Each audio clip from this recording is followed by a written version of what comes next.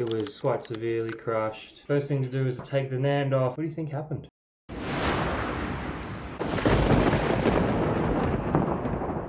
Good morning, everybody. MicroFusion back here again with another video. Today I'm going to be working on an iPhone 8 Plus. This phone is one phone that I got, amongst other things, more as a challenge. I bought it off of Marketplace. Looks like this. It was quite severely crushed. The chassis did get bent. It's the inside, and this is the screen.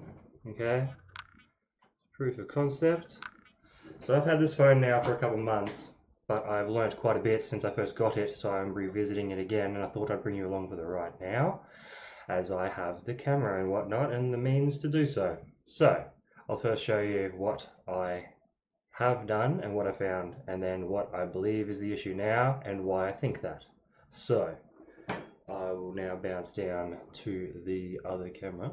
Okay, so now we are looking at the iPhone 8 board. I apologize, I don't have a bigger one facing down and everything at the moment. This is the best we can do. Okay, this is the board. This is the side the NAND is on. This is the main side for all the connectors and everything. Okay, so when I first got this phone, it was heating up, okay, from, you know, power it on, and then it was heating up in this area here, okay, and then I found the heat was coming from the PMIC, okay, this is the power management strip, sends all the voltages to the board, all the main ones that run the CPU and whatnot.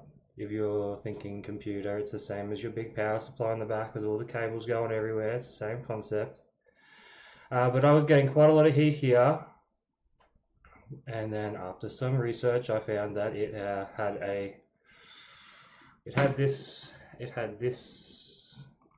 line shorted. So now we're just looking at ZXW, which is the board view software.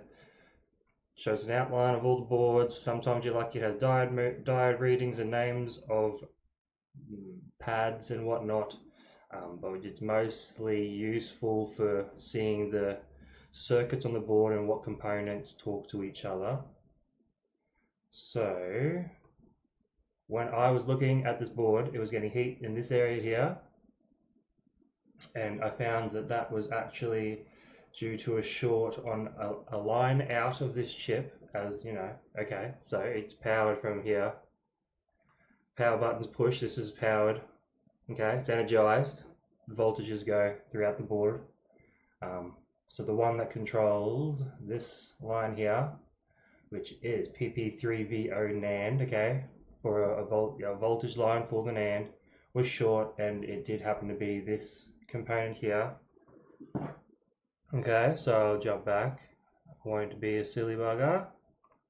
Okay, so I'll get to this cartridge here in a second.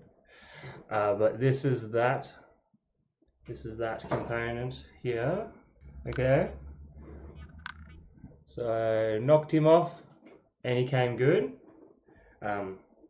Yes, many of you would be saying that component needs to go back in place. How could it function without it? It's there for a purpose. You are correct, but there is reasons why it can be okay to leave a component off the board like this on some circuits in the phones. Okay, I'll do a video. I do plan to do a video explaining that, and I can even do it a little mathematically because I have some background in electrical, as I am a licensed electrician. But for now, we'll stick to this. Okay, so I cleared that fault. The phone no longer got hot, but the phone is now stuck after a prompt to boot at 0.01 amp draw to 0.02 amp draw. That indicates that there's an issue after at least the prompt to boot. From there, I checked all the voltages that come out of this chip, and they're all correct. I checked the lines that I believe to go to the CPU, they seemed okay, I then checked the lines that go between the CPU and the NAND as the boot process. That's how it works. PMIC comes on, CPU ramps up, CPU communicates to the NAND to retrieve the firmware and whatnot to run your phone, and then it energizes. So that's where I came here and I checked these couple little guys just there. It's kind of the first time back then I was using a grinding pen stuff, so you know, stuff happens in the world of things. But yeah, so these 4 little guys, I believe they're resistors. Resistor capacitors, either sorts that look similar. Filters, one of the 2, one of the 3. We'll say that. But I get a diode reading on each side, indicating that each side connects to the NAND side and the CPU side. Throughout that process, I nicked this guy, so that's a thing to be determined as well if that needs to be replaced. At this second, I haven't gone to the effort to try to replace it, as I still have the same issue even after I bumped that guy. But yeah, so everything seems to be good. There's all the voltages coming out of the PMIC. Okay, the PMIC are all good. All the voltages that go to the CPU seem to be all good. Okay, should be telling us that it should prompt a boot. I have the connections, it seems, to the NAND to the CPU, so it should be able to get that from there, but it doesn't seem to be doing that. So the point I'm at is that I think the problem is that the CPU has been impacted and there's been quite a bit of flex, and I think there's broken pads under here. But I don't want to take that off just yet. From the learning I've done, first thing to do is to take the NAND off, see if it goes into DFU mode, and then that'll tell me some more information. So what I'm going to do first today now is I'm going to take off this NAND and then see where we go from there. Okay? So let's do that. Hopefully you'll understand. Any questions you can ask in the comments below. Message me on Instagram. Website should be up by the time I am doing this video, so that's a fantastic thing. I've been working a while on that. You should definitely check it out. Okay, let's move on. Okey-dokey. I'm gonna just do a bit of heating situation just to warm it up, because the flux just runs better when it's like that. When the flux is warm, it runs more like a liquid. It's a bit more tacky when it's cold. I'm just doing this because it'll just, I think it just softens up the underfill of the chips enough. That helps. I'm kind of moving closer. I zoomed out for you guys, but this might be better. I'll do my best to try and get used to see this, but we'll see how we go. So the aim here is just to score the underfill, not to push too hard, because as you push, the underfill can all bunch up and make a bubble of it and push these components off. So we're just trying to score it as well. You're not trying to push your tool down in there, because that's also what you're trying to avoid. It's because your tool gets a little bit thicker the higher up it gets, so that can push them off as well. Of course, the aim here is to remove the underfill, because we don't want these components to come off with me as I pull the chip. I do believe that is more cosmetic damage than you know, physical, functional. So it'll be okay.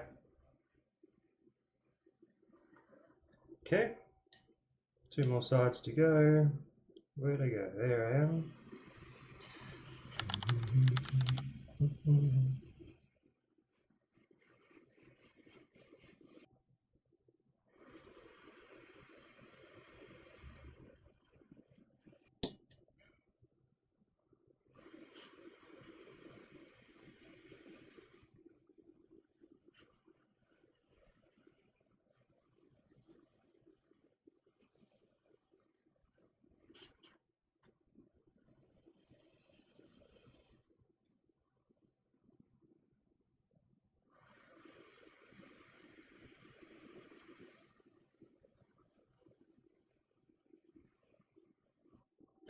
Still recording, happy days.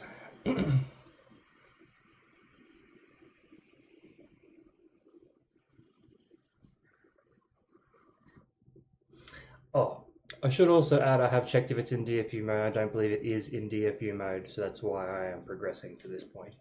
Okay. Looks pretty clear to me. Looks free. Might actually use this tool for this one and kind of just come in here and go for a flick. If not that, I might come in here with this. Try to come in somewhere there, maybe. Maybe I just straight come in like this. This board holder does not want to play with me. Okay.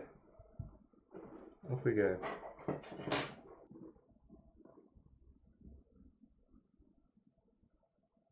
Yeah, that'll be our move. Okay. I'm gonna chuck a coin kind of here. Just for precautions. Try to shield some of what's going on over there. We'll go a bigger tip. NAND's pretty okay. It's not that big a deal, but just don't want it to mess up. Okie dokie. Yeah, that's really good. Okay.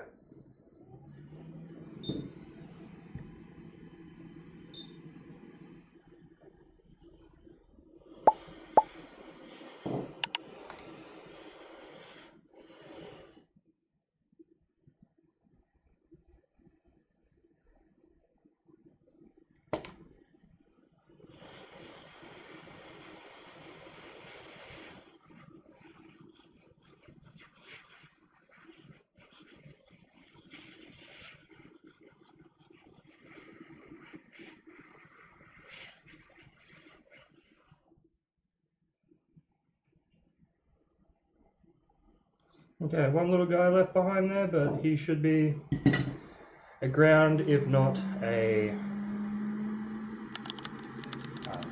yeah, it's just a ground pad. So that's okay. That's okay because all these ones are all doing the same task, so we're all good. That came off well. Came off pretty well, okay? It's the underside. No whackers. Easy going. Look okay. Actually looks good. It doesn't look like a single component did get lifted with it. Yeah. Full clean pull, I would say, you know, except for this one little guy, but get that on the big jobs. Put that on the big jobs. Yeah, it's this one. This one here. So that one. That one just there's a bit left behind, but like I said, it's okay because all these greys are all ground and they all do the same task. Which means inside this, they're all connected. If you buzz to this one would buzz.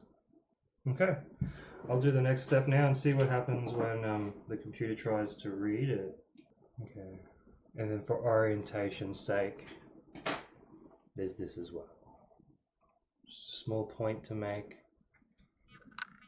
Yeah, this gold dot.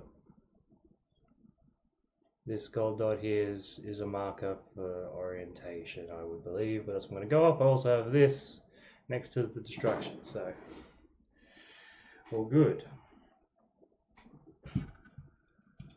Okay, so yeah, just to reiterate, I am now going to put this back in its housing and see if it is in DFU mode. Okay, I am back. Okay, what do you think? Huh? What do you think? What do you think happened? I plugged it in and the same thing happened. So the computer did not recognize that this phone was plugged in. The drawer was still the same. So I'm going to be led to believe that this would be a CPU reball. And if not that, the best I would be able to offer is a CPU transplant where you take the memory chip, the NAND, okay, the NAND is the memory chip, the CPU, and encrypted other couple components that all have to be present for the phone to turn on, and transport them to a working board. I'll leave this as a part 1. I am still mastering a CPU, just CPU work, but for the meantime I'll leave this as a part 1. I'll also rebuild the CPU once I am there with the CPU stuff. Okay, you know, I'm in the depths, we're all learning, but I'm getting closer and closer, very close. These are all my practice boards that I've got, plenty. So that'll be the next stage with this guy, next stage for more development. And yeah, I'll see you in the part 2. We'll follow it up. There was I think I said a lot of fine things in this video that were nice to learn if you don't know, and show off a bit of willpower. But yeah, I'll see you in part 2. Stay cool. I'll see you.